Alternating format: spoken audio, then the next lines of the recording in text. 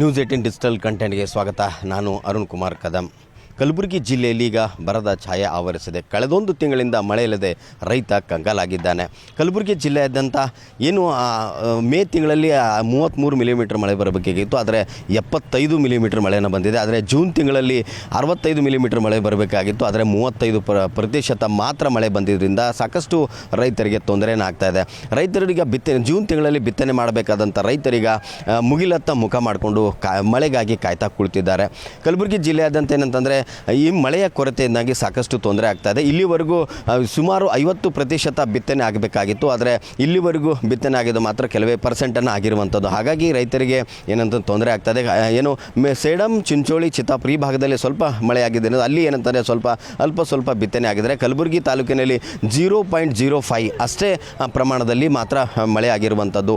ಇನ್ನು ಏನಂತಂದರೆ ರೈತರಿಗೆ ಬಿತ್ತನೆ ಬೀಜಕ್ಕಾಗಿ ಸಾಕಷ್ಟು 99 ಮೆಟ್ರಿಕ್ ಟನ್ ಬೀಜ ಬರಬೇಕಾಗಿತ್ತು, ಆದರೆ ಇಲ್ಲಿವರೆಗೂ ಬೀಜ 50% ಬೀಜವನ್ನು ಈಗ ಕೃಷಿ ಇಲಾಖೆ ರೈತರಿಗೆ ವಿತರಣೆಯನ್ನು ಮಾಡಿರುವಂಥದ್ದು. ಆದರೆ ಬಿತ್ತನೆ ಮಾಡೋದಕ್ಕೆ ಮಳೆ ಬಾರದೇ ಇರುವುದರಿಂದ ಸಾಕಷ್ಟು ತೊಂದರೆನಾಗ್ತದೆ. ಇನ್ನೂ ಕೆಲವು ಕಡೆ ಏನಂದರೆ ಮಳೆ ಬರ್ತಾವನ್ನ ನಿರೀಕ್ಷೆಯಲ್ಲಿ ಸಾಕಷ್ಟು ಜನ ರೈತರು ಏನಂದರೆ ಬೀಜ ಗೊಬ್ಬರನ ಹಾಕಿ ಬಿತ್ತನೆಯನ್ನು ಮಾಡಿದ್ದಾರೆ. ಆದರೆ ಬಿತ್ತನೆ ಮಾಡಿದಂಥ ಸಂದರ್ಭದಲ್ಲಿ ಮಳೆ ಬಾರದೇ ಇರುವುದರಿಂದ ಬಿತ್ತನೆ ಮೊಳಕೆಯನ್ನು ಕೂಡ ಒಡೆದೇ ಇರುವುದರಿಂದ ಸಾಕಷ್ಟು ಸುಮಾರು ಲಕ್ಷಾಂತರ ರೂಪಾಯಿ ರೈತರಿಗೆ ಹಾನಿ ಉಂಟಾಗಿರುವಂಥದ್ದು. ಏನಂತಂದರೆ ಈ ಭಾಗದಲ್ಲಿ ಮಳೆ ಬರುತ್ತೋ ಅನ್ನೋ ನಿರೀಕ್ಷೆಯಲ್ಲಿ ರೈತರಿದ್ದಾರೆ, ಆದರೆ ಇಲ್ಲಿವರೆಗೆ ಮಳೆ ಬಾರದೇ ಇರೋದ್ರಿಂದ ಸಾಕಷ್ಟು ತೊಂದರೆ ಆಗ್ತದೆ. ಅಲ್ಲದೆ ಕಲಬುರಗಿ ಜಿಲ್ಲೆಯಾದ್ಯಂತ ಏನಂದರೆ 99,000 ಮೆಟ್ರಿಕ್ ಟನ್ನನ್ನು ಗೊಬ್ಬರನ ಬರಬೇಕಾಗಿತ್ತು, ಆದರೆ 50,000 ಮೆಟ್ರಿಕ್ ಟನ್ ಗೊಬ್ಬರನ ಬಂದಿದೆ.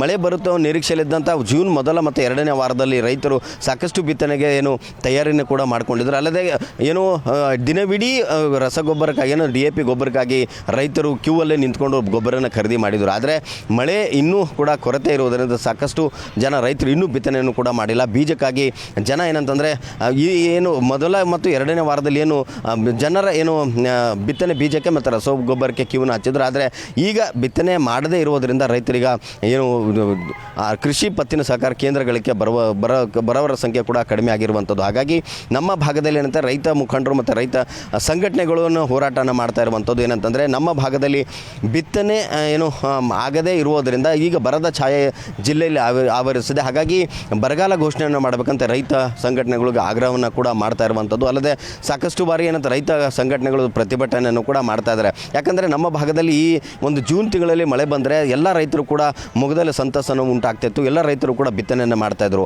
ಆದರೆ ಮಳೆ ಬಾರದೇ ಇರುವುದರಿಂದ ಸಾಕಷ್ಟು ಜನ ರೈತರಿಗೀಗ ಸಂಕಷ್ಟ ಎದುರಾಗಿರುವಂಥದ್ದು. ಯಾವಾಗ ಮಳೆ ಬರುತ್ತೆ ಅನ್ನೋ ಒಂದು ನಿರೀಕ್ಷೆಯಲ್ಲಿ ರೈತರು ಇರುವಂಥದ್ದು. ಈ ಗೊಬ್ಬರ ಬೀಜನ ಎಲ್ಲ ರೈತರು ಇಟ್ಕೊಂಡು ಕೂತಿದ್ದಾರೆ, ಆದರೆ ಮಳೆ ಇಲ್ಲದೇ ಇರುವುದರಿಂದ ಬಿತ್ತನೆಯನ್ನು ಮಾಡೋಕ್ಕೆ ಆಗ್ತಾಯಿಲ್ಲ. ಹಾಗಾಗಿ ನಮಗೇನಂತಂದರೆ ಸರ್ಕಾರದಿಂದ ಈ ಒಂದು ಬಿತ್ತನೆ ಆಗದೇ ಇರುವುದರಿಂದ ಈ ಬರದ ಛಾಯೆ ಆವರಿಸಿದೆ. ಬರಗಾಲನ ಘೋಷಣೆ ಮಾಡಬೇಕು, ರೈತರಿಗೆ ಒಂದಿಷ್ಟು ಉಸಿರಾಡುವಂಥ ಕೆಲಸ ಆಗಬೇಕಂದ್ರೆ ಸರ್ಕಾರ ಏನಾದರೂ ಒಂಚೂರು ಪರಿಹಾರನ ಕೊಡೋ ನಿಟ್ಟಿನಲ್ಲಿ ಕೆಲಸವನ್ನು ಮಾಡಬೇಕು ಅನ್ನೋ ಮಾತು ಕೂಡ ಈಗ ರೈತ ಮುಖಂಡರಿಗೆ ಹೇಳ್ತಾ ಇರುವಂಥದ್ದು. ಕ್ಯಾಮ್ರಾ ಪರ್ಸನ್ ಸಂಜು ತಳವಾರ್ ಜೊತೆ ಅರುಣ್ ಕದಂ, ನ್ಯೂಸ್ 18 ಕಲಬುರಗಿ. ನಿರ್ಭೀತ, ನಿಷ್ಪಕ್ಷಪಾತ, ವಿಶ್ವಾಸಾರ್ಹ ಸುದ್ದಿಗಳಿಗೆ ಹೆಸರಾಗಿರುವ ನ್ಯೂಸ್ 18 ಕನ್ನಡ ಈಗ ಆಪ್ನಲ್ಲೂ ಲಭ್ಯವಿದೆ. ದಯವಿಟ್ಟು ಇಲ್ಲಿರುವ QR ಕೋಡ್ನ ಸ್ಕ್ಯಾನ್ ಮಾಡಿಕೊಂಡು ಆಪ್ ಡೌನ್ಲೋಡ್ ಮಾಡೋದಕ್ಕೆ ಮರಿಬೇಡಿ. ನಿಮ್ಮ ಬೆಂಬಲ ಹೀಗೆ ಸದಾ ನಮ್ಮೊಂದಿಗಿರಲಿ. ಧನ್ಯವಾದ.